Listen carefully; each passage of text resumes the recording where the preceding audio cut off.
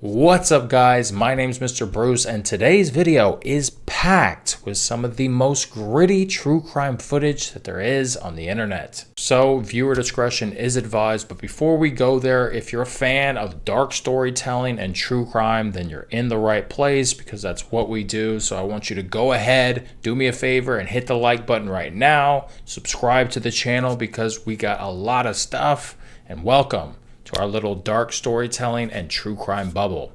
Thank you. I'd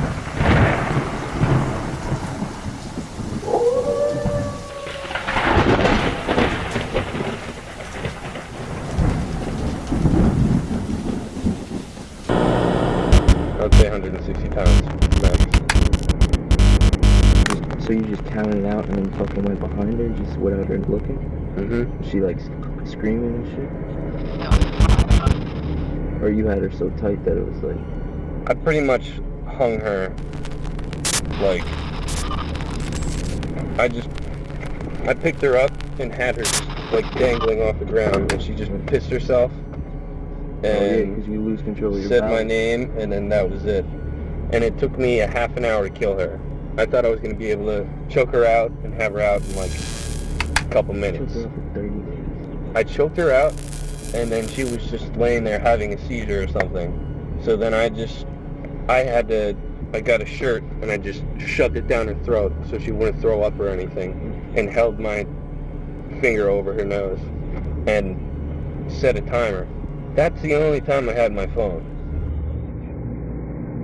And it took me like a half an hour after I hit start on the timer. Sarah Stern was a beautiful 19-year-old girl living along the New Jersey shore. She was quiet. Friends would describe her as artistic, independent, and unconventional. Recently, she had discovered a hidden cash inheritance left behind by her late mother, who died of cancer, a life-changing sum of money that only her closest friends knew about. But on December 2nd of 2016, Sarah completely vanished into the freezing New Jersey night, leaving behind a terrifying mystery that began on a local bridge. 911, where's the emergency? Yeah, not an emergency.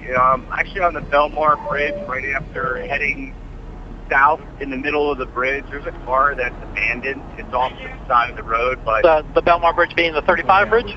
Yeah, the 35 bridge would be going from north going south. Into Belmar. Into Belmar, yeah. Right. So what kind of car is it?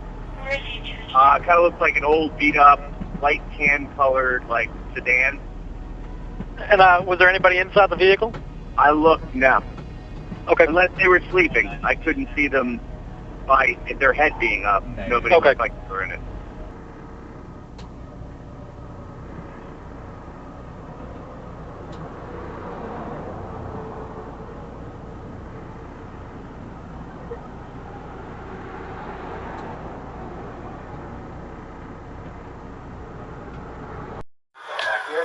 Let's check down here first.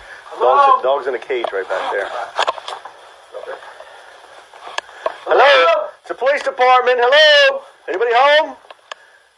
Announce yourself, please. Hello? Hello? Anybody home? Police department? Anybody here? Nothing so far. Hello? Police department? That door's locked. That's not good. Hello? That door's locked. That one locked. Police officers received permission from Sarah's father to search her house. They cleared the threshold of the Stern home, expecting to find some sort of clue to Sarah's whereabouts. Instead, the residence was completely undisturbed, showing zero signs of a struggle, zero blood, and zero forced entry. But the back door was unlocked, and Sarah's dog Buddy was locked inside of his crate, which was unusual.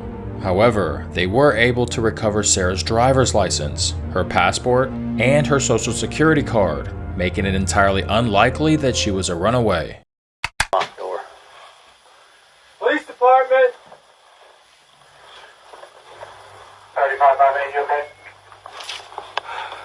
I'm looking for the doggy. A little treat for the doggy. A treat for the good doggy. Look at a good doggy. A treat. I'll stick it to the cage. There you go. I know, you don't take food from strangers, but problem eating it.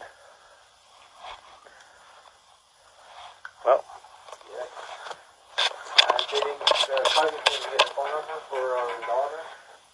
I think he was working on all that. Well, Mom's not here, her grandmom's not here, and Dad's not here.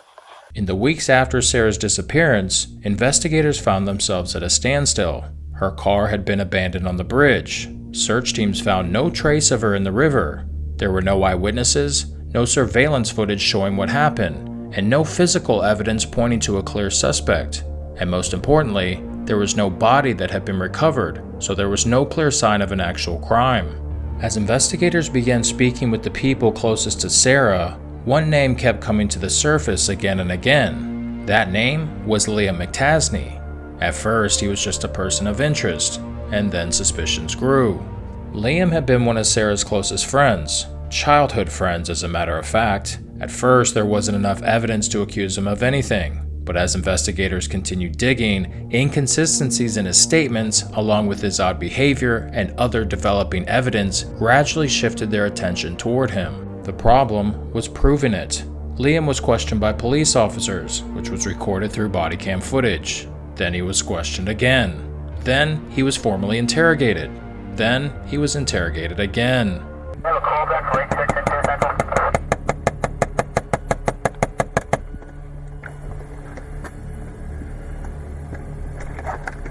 Liam, you Liam? You got a second? Can I come in and talk to you real quick? Yeah, no problem, officer. Is Sarah here by chance? No, When was the last time you talked to her? I was with her today, What time? before I went to work. So it was earlier today? Yeah, When was the last time you had any kind of contact at all with her? um, Turn some light on if you don't mind. I mean, we went to get food today, And you went to work at what time? 4:30. Okay, so you haven't talked to her since 4:30? You have a cell phone you can reach out to her on? I actually haven't been able to find my cell phone. Any idea where I've it's been at? calling it all day. At 4:59, I can't keep this, I have that was me. Alright, so you haven't been able to talk to her, you don't know where your cell phone is? No, Have mine on me, so. Alright, keep looking for your cell phone, man, because we're trying to find Sarah. What was her mindset last time you talked to her? I just know she's been trying to get away. And tell me she's going to Canada. Trying to get away, okay. Canada, she's been real depressed lately. Her dad is crazy. Okay, and then she's dealing with the loss of her mother. Her dad's in Yeah. Florida right now, right? Her dad, yeah, he's coming back today, I guess. I don't know what time it is. She would never leave without telling me she was going to Canada. Never. Here's I'll bring you up to speed on what we have so far. Her car was found with nobody in it. We're trying to find out why her car was where it was and make sure she's all right. The car's registered to Grandma, who's 96. Yeah, I know. Initially, we tried to make sure Grandma was all right. We know Grandma's staying with a neighbor now, and now we're trying to find out, make sure Sarah's all right. But suspicion alone wasn't enough to make an arrest. Despite their growing concerns, detectives still didn't have enough evidence they needed to explain what actually happened to Sarah, and the case was growing cold. Then something unexpected happened. An amateur filmmaker named Anthony Curry, who was someone that Liam trusted, a friend. He agreed to help investigators to secretly record a conversation with Liam. What Liam didn't know was that every word that he was about to say in that car to Anthony was being captured. Up until this point, investigators only had suspicions, but what Liam was about to reveal had never been made public. This is that recording.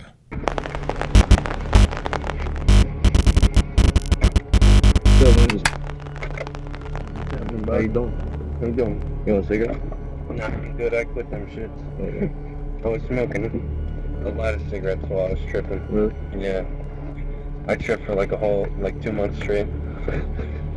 What were you doing? Sitting around. What you been up to? Hiding from the cops. What happened? What happened? Dude, you can't blame me for doing this, right? I gotta feel you up real quick, right? Take this. No disrespect. I'll show you. No disrespect, okay? Nothing. Yeah, I got the FBI on my ass, dude. What are they questioning? Oh yeah, a lot. About what? About killing Sarah. They've been, they were up my ass.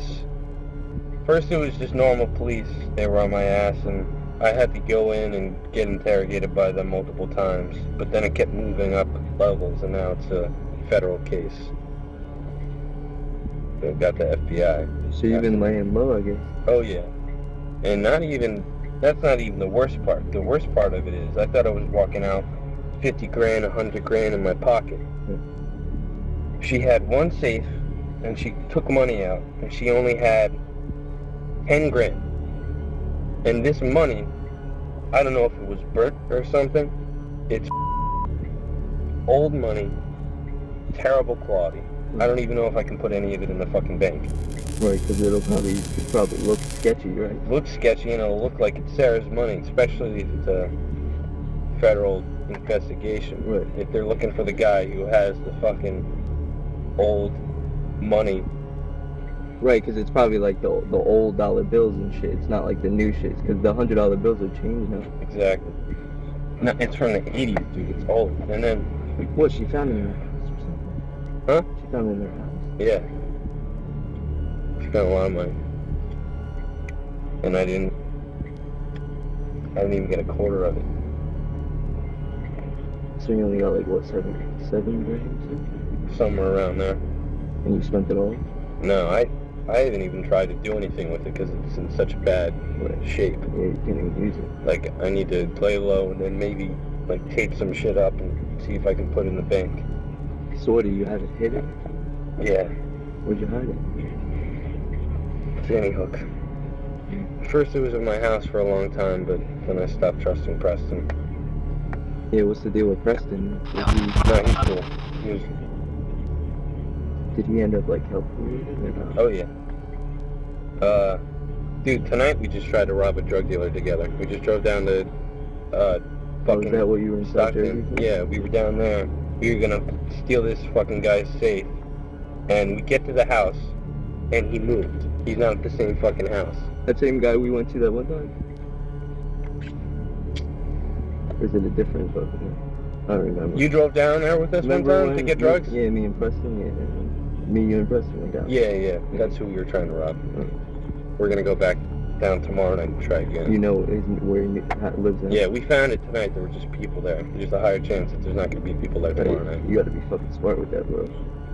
Yeah, don't do any fucking stupid shit. I mean, you're already saying the cops are on this, so you gotta This is Preston's thing this time. Sarah's whole deal was my thing. But I had planned Sarah's situation for me to be interrogated by cops. Like, that was the whole part of my plan, to make me look not guilty.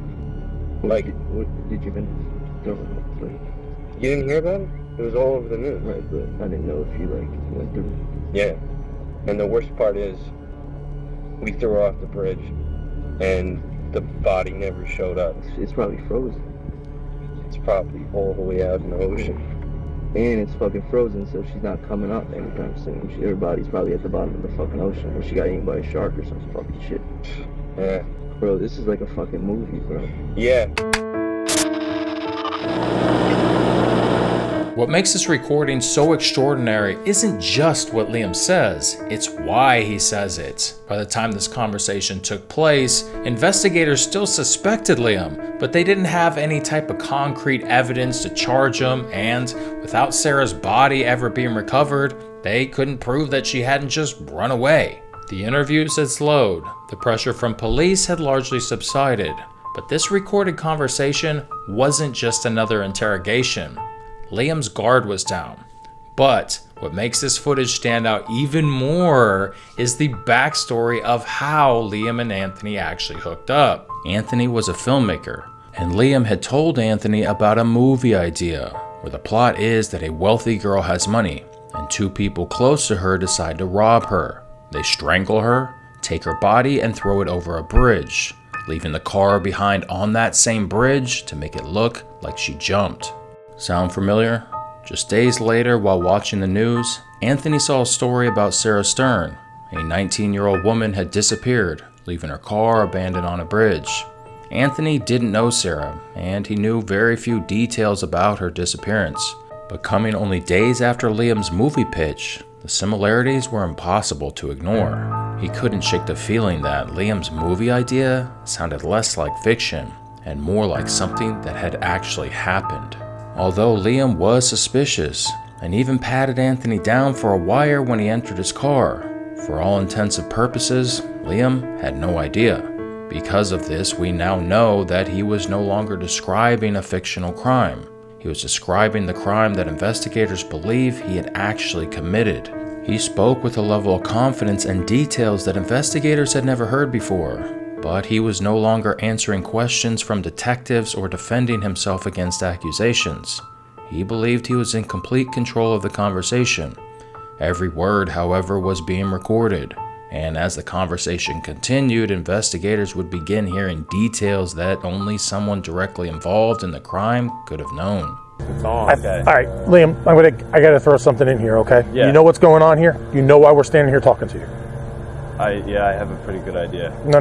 Do you know why we're standing here talking to you? Do you have any idea where Sarah is? I have. Listen, this is. I'm gonna throw this out to you. Bear with me, John, because Sergeant Isaacson wanted me to make sure we made something very clear here. Yeah. The resources that are out there right now looking for her, the amount of manpower. We have people swimming in the Shark River in this cold weather, cold water, everything else. We have boats, we have helicopters. Dude, if you know anything about where this girl is or have had any contact with her, you need to let us know.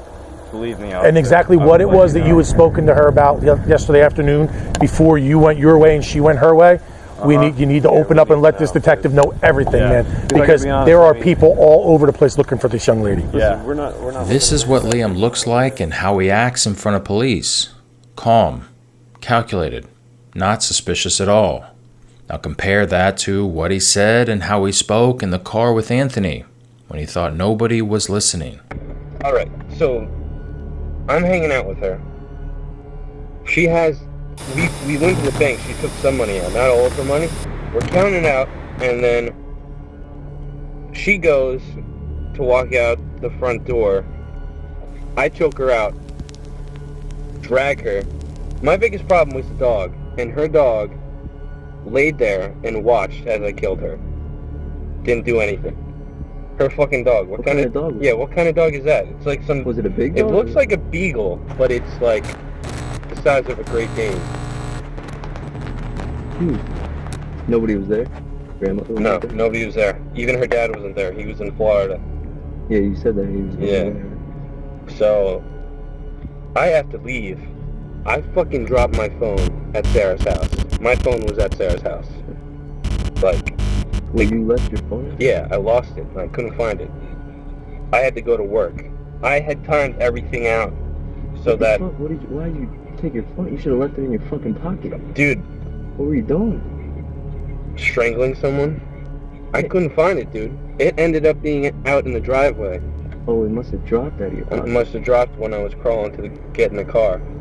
But I choke her out, drag her into the back, put her in the bathroom, and then I had to go straight to work. So Preston came over, took the body, put it in the bushes, and then I was at work. I had a full, night of work, except I left work a couple times, which looks sketchy. I look for my phone, though, which is a reasonable, thing to do. Yeah, you gotta look for your phone. Yeah, you can't. Which is kind of, me losing my phone was kind of a good thing, because the cops are like, oh, he's hanging out with her, he lost his phone, he's going back and forth between his house looking for it. And then I get off work that night, go straight over,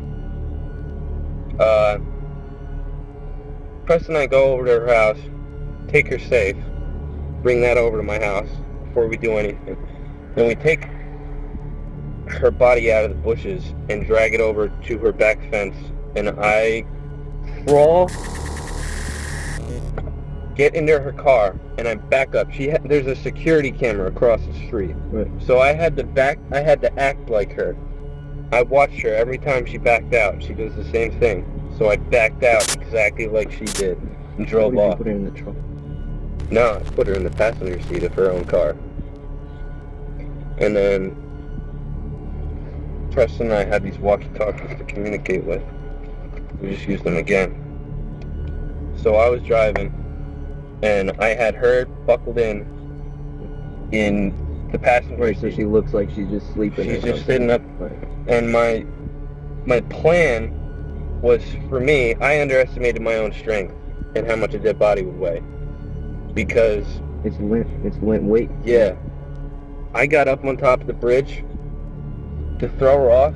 My plan was I was going to throw her off, run over, jump over the divider, and get in the Preston's car.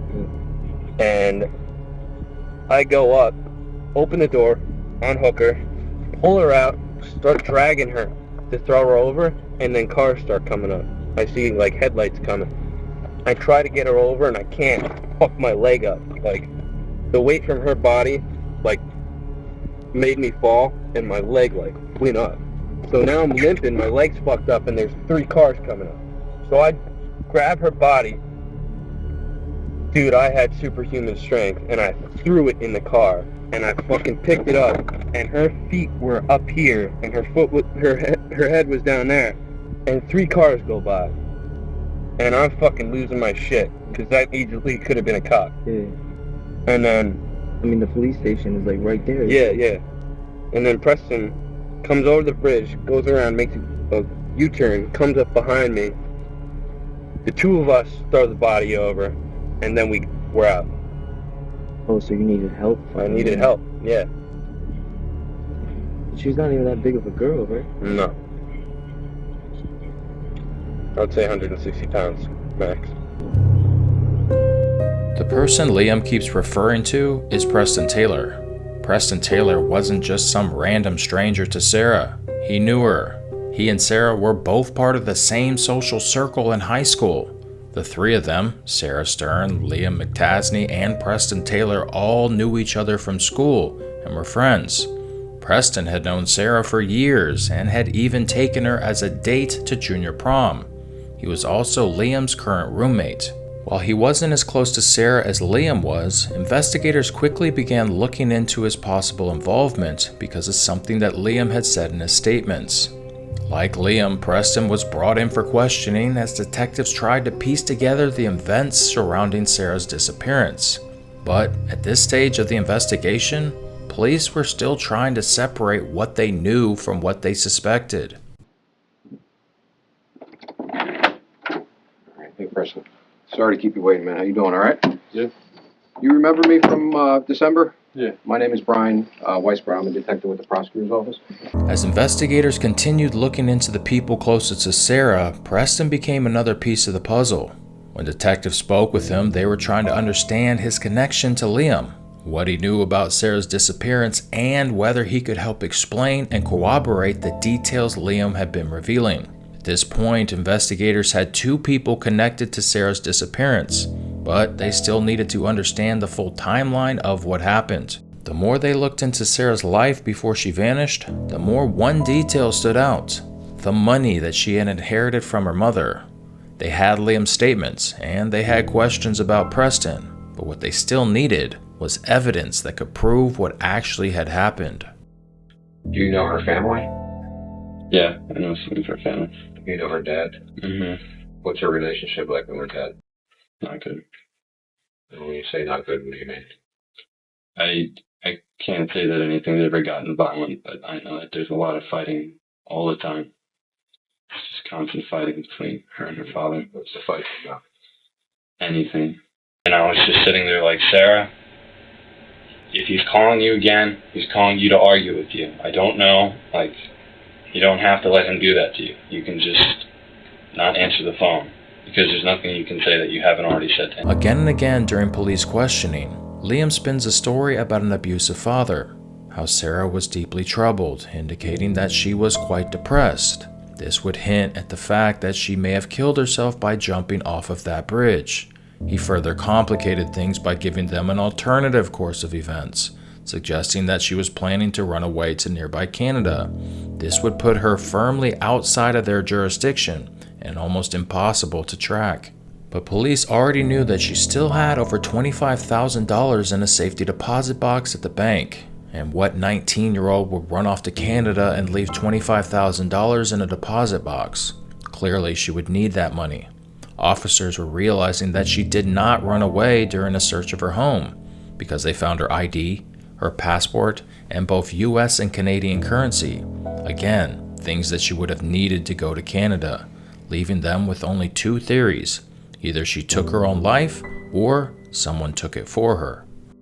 There's a lot of people, a lot of police officers, from the state police, to divers, to us, to the other detectives that you met over the weekend, trying to find Sarah. Yeah. Right. And there's a lot of resources involved here. I want you to make sure that I want to give you the opportunity, okay, to be ahead of all of this. If she provided you with information, if she told you something, if she told you that she was going somewhere, if she told you that she was going to do something, you need to tell us. Yeah. Okay? I completely understand. I understand that you're very close friends with her, and she confided in you a lot. None of that matters now. Okay, because all this is what we're doing is only going to escalate at this point. Yeah. Okay. So I want you to think very hard, okay, about your conversation. Take as much time as you need. I want you to think about your conversation that you had with Sarah on Friday. I want you to put yourself back in her house with her. And I want you to think about what the things that she said to you. Okay? As the police interrogation continues, the tone changes from a general line of questioning into a sharper line of questioning, intended to uproot withheld information.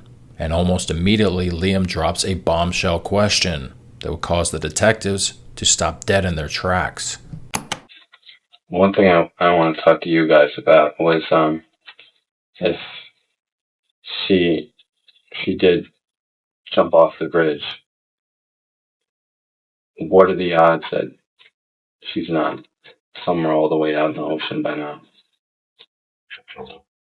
And did she tell you she was going to jump off the bridge? No.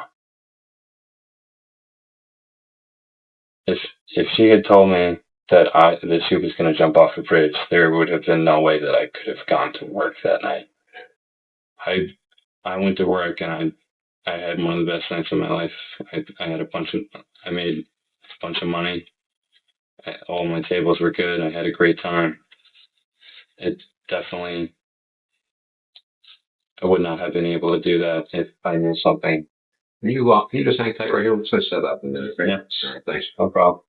Detectives leave the room to convene with themselves about the telling question that Liam has just asked.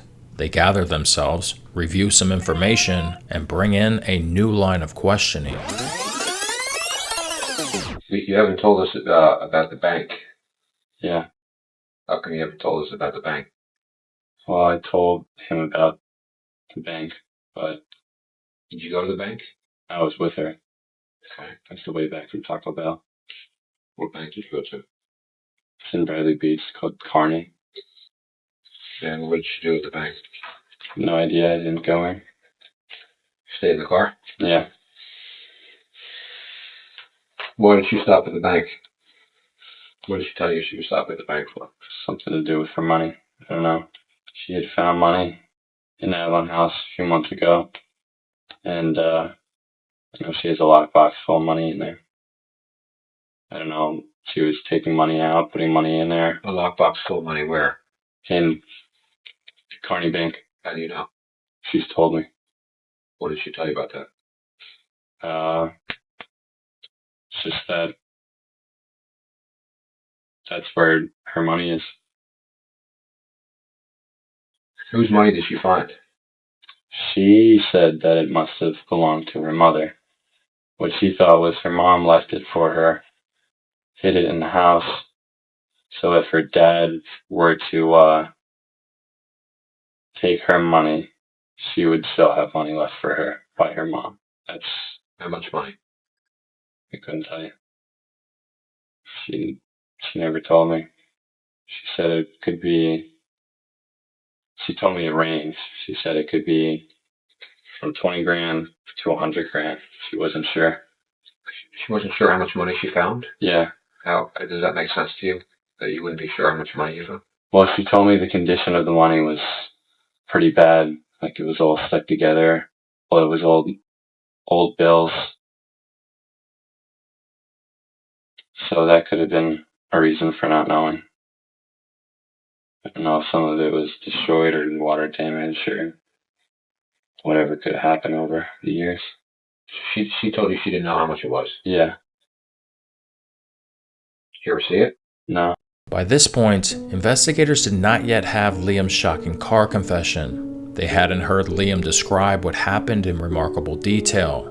Combine this with the fact that they had no physical evidence linking him to the crime, they knew that Liam knew about the money and had accompanied her to the bank on the day of the disappearance and was the last one to see her, something that he had failed to mention to police. Though still murky, a much more clear picture of the crime was beginning to emerge. To understand how we got here, we have to rewind a couple of months. 911, where is the emergency?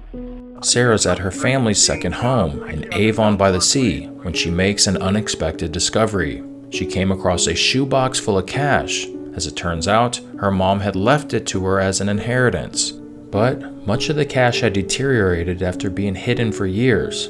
The bills were in bad condition, broken and brittle, and also of the old currency facial type. Sarah was cautioned by family not to tell anyone about the inheritance, and for the most part she didn't.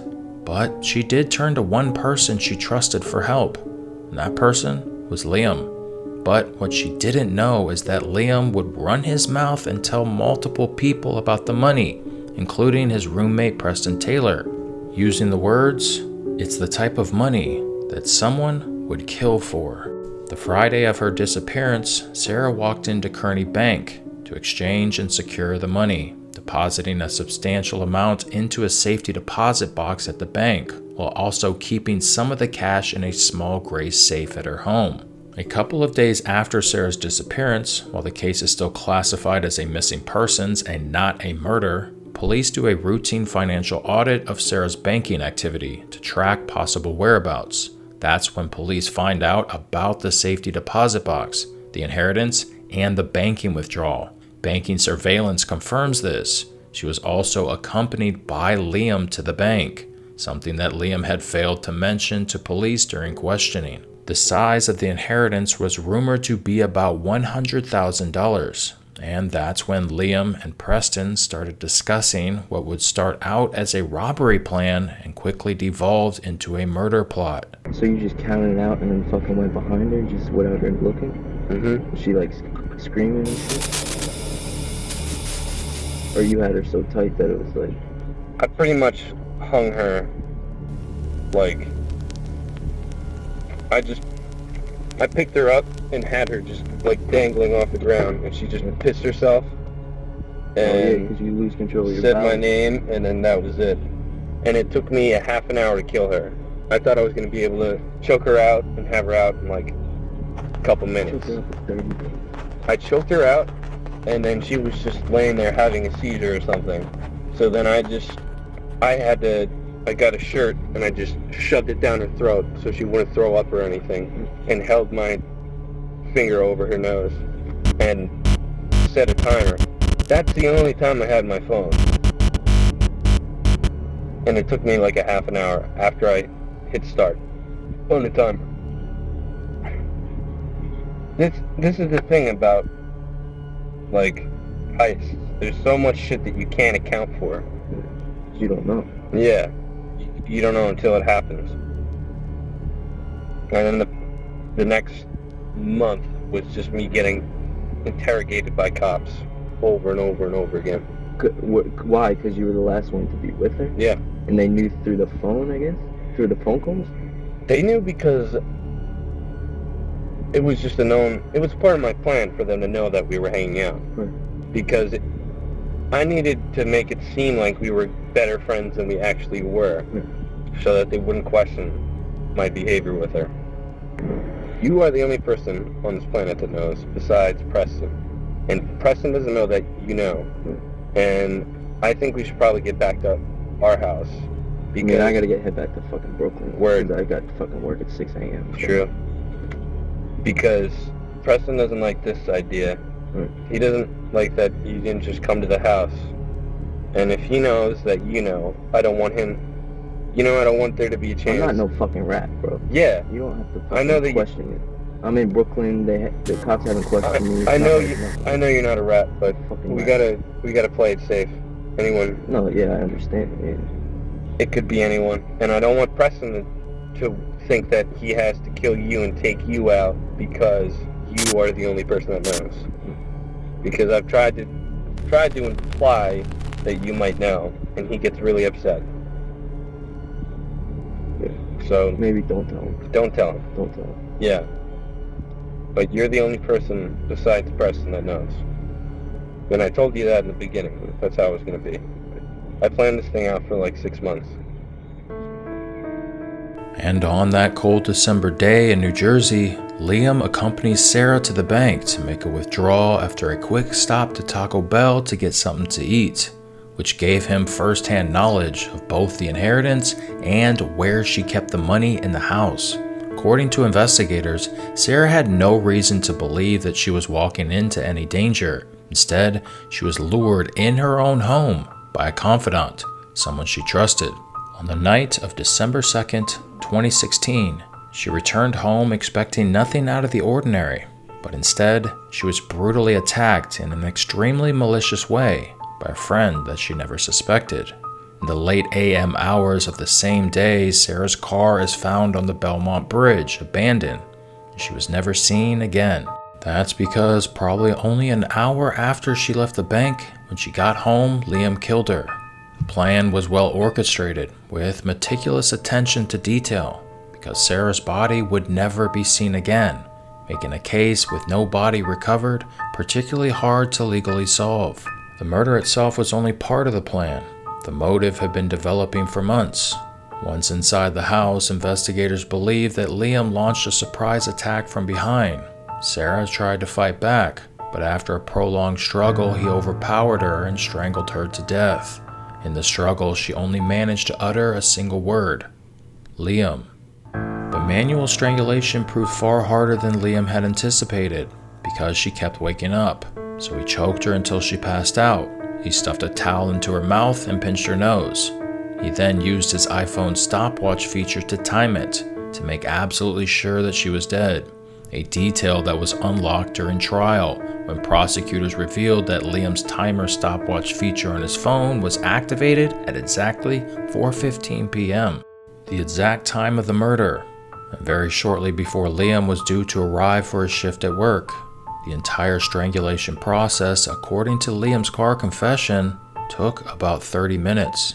Preston later admitted that he had been waiting nearby, and when he was called, he would arrive at the house after Sarah had been killed and after Liam was gone, as part of Liam's carefully scripted plan. He had an alibi. He would kill Sarah, place her body in a bathroom by the back door, leave the door unlocked for Preston, and head off to work, casting doubt into the possibility that Liam could have committed the murder and disposed of the body on the bridge because he was at work and surveillance captures him there. Later, Liam returns to the home. He gets into Sarah's car. He carefully backs it out of her driveway the exact same way that Sarah would have backed it out of the driveway, so to avoid suspicion from a nearby surveillance camera that was recording the driveway.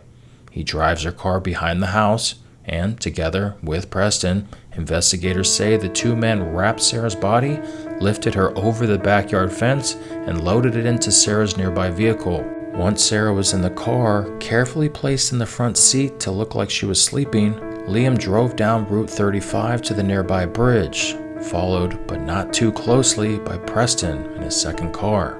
Liam attempted to dispose of the body himself by throwing it over the railing, but according to his confession, he underestimated the difficulty of moving a dead body, and he couldn't get her over the railing alone. The headlights of other cars on the road were approaching, and Liam, using adrenaline, throws Sarah headfirst back into the front seat. Luckily for him, the passing cars are not the police, and in a panic, contacts Preston using the walkie-talkies, according to testimony. and Preston loops back to help. Together, they get Sarah's body over the bridge railing and into the Shark River. Liam leaves Sarah's car on the bridge, putting her keys in the console to make it appear that she had driven there herself and jumped into the river, thus completing his plan that Sarah took her own life and scrambling the investigation because Sarah's body would never be seen again. On their own, Liam's statements in the car to Anthony left no doubt. His recorded confession was extraordinary, and investigators had established a clear financial motive. But knowing and proving in a court of law are two different things. Was it enough to secure a murder conviction, especially considering that there was no body ever recovered? Detectives still needed to strengthen their case. They needed someone who could independently confirm what happened, explain each person's role, and lead them to evidence that only those involved would know existed. Hey, Preston. Sorry to keep you waiting, man. How you doing? All right? Yeah. You remember me from December? Yeah. My name is Brian Weisbrod. I'm a detective with the prosecutor's office. Detective Mahoney and I spoke to you back in December. Okay, it's about Sarah. We know what happened to Sarah. Ever since she was reported missing, the Neptune City Police Department, the Belmar Police Department, and the Monmouth County Prosecutor's Office has been working tirelessly to find out what happened to her, and we did. Okay? We know what your involvement in it was. All right? We want to talk to you about that. All right? What we're most interested in knowing, not necessarily what happened, because we already know that. We want to know why it happened. All right? We want to know why Liam did what he did. What did he do? He killed Sarah. Now knowing all the facts, it seems pretty ironic that Liam's suspicion of Anthony being a quote-unquote rat turned out to be true. They had the full confession of Liam admitting to Sarah's murder on camera from Anthony. Strong, of course, but detectives wanted to ensure a conviction. And that breakthrough would come from the one person that Liam thought would never turn on him, Preston Taylor. Unlike Liam, Preston chose to cooperate, and he told them everything. He admitted to his involvement and provided investigators with a detailed account about what happened before, during, and after Sarah's murder. Unlike Liam's car confession, it wasn't a summary. It contained details. Details that they combed over with Preston again and again. More importantly, they were able to corroborate key points in Liam's confession with information that investigators could independently verify. So Preston told them how the plan unfolded, what his own role had been, and where investigators could find evidence connected to the crime, such as the buried safe with the $9,000 in deteriorated bills, of which a key on Liam's keychain unlocked. The evidence was undeniable. He later accompanied detectives to several locations, retracing the events step by step, and helping confirm details that had previously existed only in Liam's recorded admissions. When I entered... When you entered, were the lights on in the house or were they off? The lights back here were off, but the kitchen and the living room lights were on. Okay. And this door was closed. This one I couldn't get open, but I was able to push this one open, enter, and Sarah was slumped in this corner right here.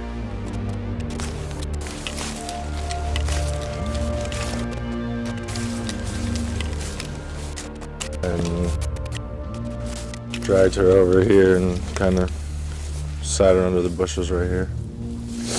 These are the bushes that you placed Sarah in? Mm-hmm.